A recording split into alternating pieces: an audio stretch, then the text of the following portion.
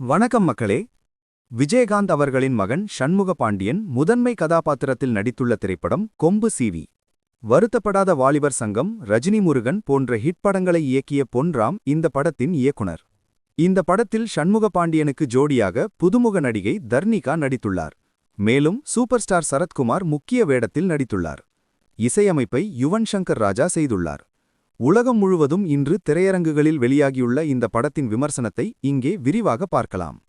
கொம்பு சீவி படத்தின் முதல் பாதி வேகமாக நகரும் ஆக்ஷன் காட்சிகளுடன் பரபரப்பாக உள்ளது. இரண்டாம் பாதி உணர்ச்சியும் நகைச்சுவையும் கலந்த அழகான வடிவில் அமைந்துள்ளது.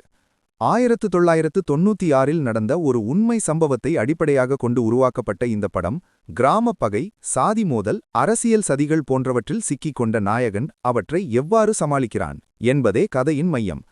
இந்த படத்தின் மிகப்பெரிய பலம் ஷண்முக பாண்டியன், சரத்குமார் இருவருக்கிடையேயான கெமிஸ்ட்ரிதான். ஷண்முக பாண்டியன் தனது நடிப்பில் சிறப்பாக செயல்பட்டுள்ளார். ஆக்ஷன் காட்சிகளில் மிரட்டுகிறார்.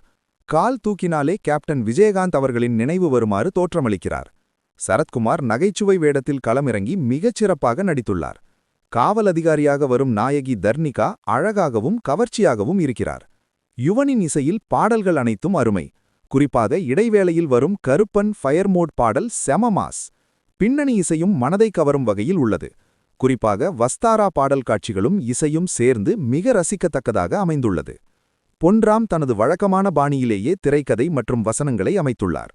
அதே சமயம் முன்படங்களிலிருந்து சற்று மாறுபட்ட வகையில் இந்த படத்தை அவர் வழங்கியுள்ளார். நகைச்சுவை காட்சிகள் பெரும்பாலும் நன்றாக வேலை செய்கின்றன. கதையின் ஓட்டத்துடன் சேர்ந்து நகைச்சுவையும் இயல்பாக நகர்கிறது. சில இடங்களில் நகைச்சுவையை இன்னும் செம்மையாக எழுதியிருக்கலாம். முழுமையான லாஜிக் தேடாமல் சும்மா மனம் விட்டு ரசிக்க விரும்புபவர்களுக்கு இந்த படம் ஒரு நல்ல விருந்தாக அமையும். மொத்தத்தில் கொம்பு சீவி ஒரு நல்ல குடும்பத்துடன் ரசிக்கக்கூடிய பொழுதுபோக்கு திரைப்படம்.